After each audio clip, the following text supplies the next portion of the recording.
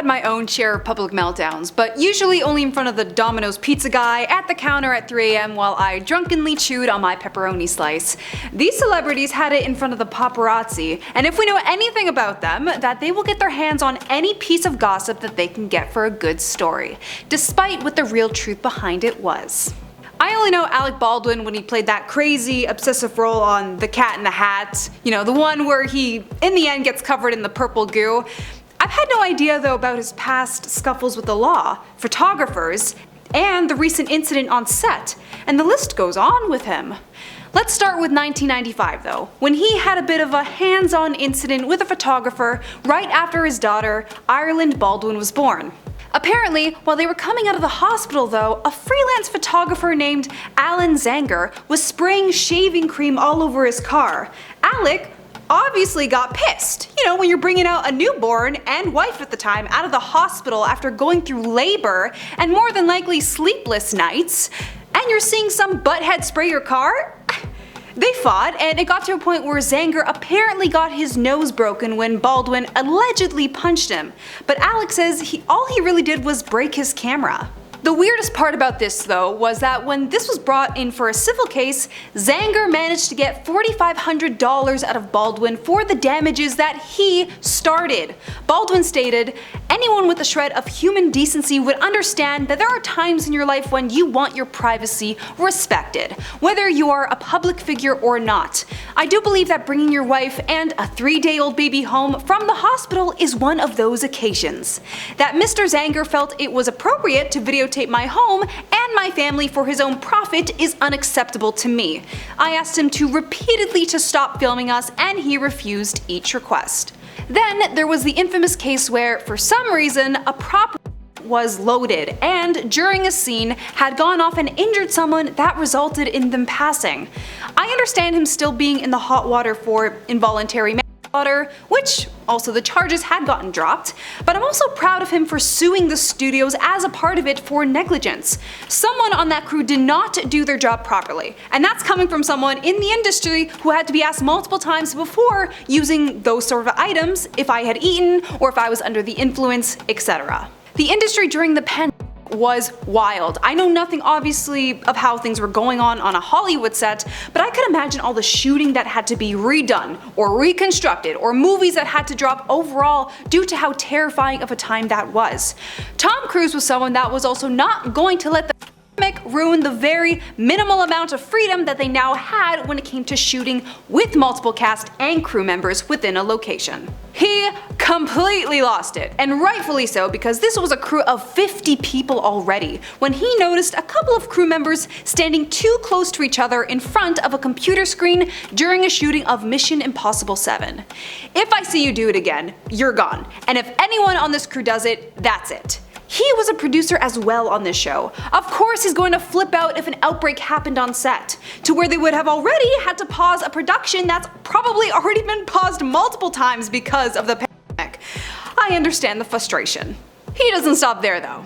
We are the gold standard. They're back in their Hollywood making movies right now because of us, because they believe in us and what we're doing. I'm on the phone with every studio at night, insurance companies, producers, and they're looking at us and using us to make their movies.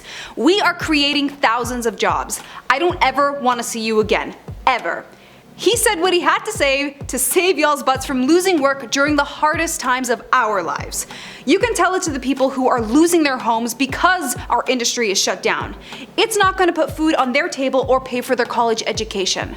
That's what I sleep with every night, and the future of this industry. So I'm sorry, I'm beyond your apologies. I have told you, and now I want it, and if you don't do it, you're out. We are not shutting this movie down. Is it understood? If I see you again, you are gone. I'm slowly learning more and more about Mel Gibson while working here, and I finally started to see what South Park was talking about when they were making him the way that he was on the show. This is wild from someone who produced a religious movie, because while he was pulled over for driving under the influence, he apparently made anti-Semitic remarks towards the police while they were handcuffing him, even going as far as to question if one of the police officers was Jewish. Gibson states in his defense, "Please know from my heart that I am not an anti-Semite. I am not a bigot. Hatred of any kind goes against my faith."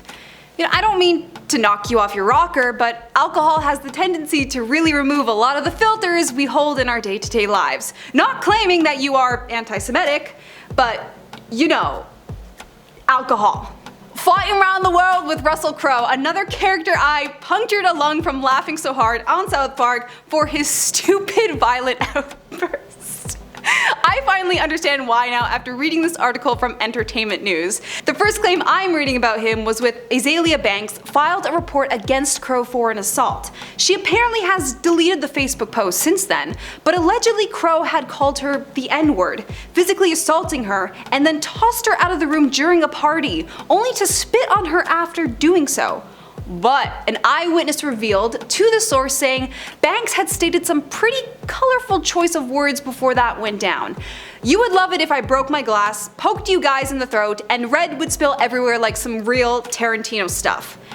If someone was doing that at my hotel party, even if they were a celebrity, I'd kick them out as well. The eyewitness states that Crowe only bear hugged her to get her out of the room. 4 people came forward saying that Banks was acting, and I quote, erratic that night. Other instances, he has been reported for getting into fights with other people as well, hence the fighting around the world references in South Park. One instant though, back in 2005, Crowe was charged with felony assault and 4th-degree criminal possession of a weapon after he had thrown a telephone at a hotel staff member in NYC's Mercer Hotel, stating that the rage started when he realized the phone was broken. But his rep stated that the phone was tossed at a wall and not at a person. It was a very, very minor situation that was made into something outrageous. There's more violence perpetuated from me walking between the car to the courtroom with the waiting media than anything than I'd done. You can apologize for something a million times and for whatever reason people will still want you to apologize for it again and again and again. Very differently. It's affected me psychologically. He states his emotional outbursts stem from being an extremely sensitive guy. I'm a bit intuitive, so I know from a handshake whether somebody means good or ill, and sometimes I don't want to. Once I know where they're coming from, I don't want to play that game anymore. You're so real for that, coming from someone who will go into a mental spiral just because they looked at me poorly. Or so I think. I remember when Britney Spears was on the news for shaving her head, but I never really took the time to delve into why it happened. South Park's episode kind of helped me get into some insight, but obviously it turning into some weird cult thing in the end, that was just classically outrageous South Park. The gesture was supposed to be a big F you to the public, she states. My long hair was a big part of what people liked about me. I knew that, she states. I knew a lot of guys thought long hair was hot. Shaving my head was a way of saying to the world, F you. You want me to be pretty for you? F you. You want me to be good for you? F you. You want me to be your dream girl? F you. I'd smile politely while doing TV show host, leered at my front, while American parents say I was destroying their children by wearing a crop top, while executives patted my hand condescendingly and second-guessed my career choices, even though I had sold millions of records, while my family acted like I was evil, and I was tired of it. The dark struggles of being in the spotlight. I truly empathize with her and these other celebrities with their meltdowns. Yes, they're public eye candy, but they do not owe us anything in return. Of course though, they are in the biggest eyes of the public, and it's a lot more than many people can chew. There has to be that balance somewhere of understanding where both parties are coming from. The poor woman states that she was in grief of not being able to see her sons during a divorce she was going through at the time, and really said it's time for a new makeover, to really give the paparazzi something to snap about. Suddenly, everyone became scared of her, even her own parents, because she was too ugly, proving a heck of a lot when it came to celebrities and people thinking they belonged to them. These are still people, and we tend to forget that. They are still humans who go through the same struggles we do, and the paparazzi tend to forget that. Such is life in the industry. If you enjoyed this video, be sure to like and subscribe to this channel, and I'll see you, my little starlets, in the next video.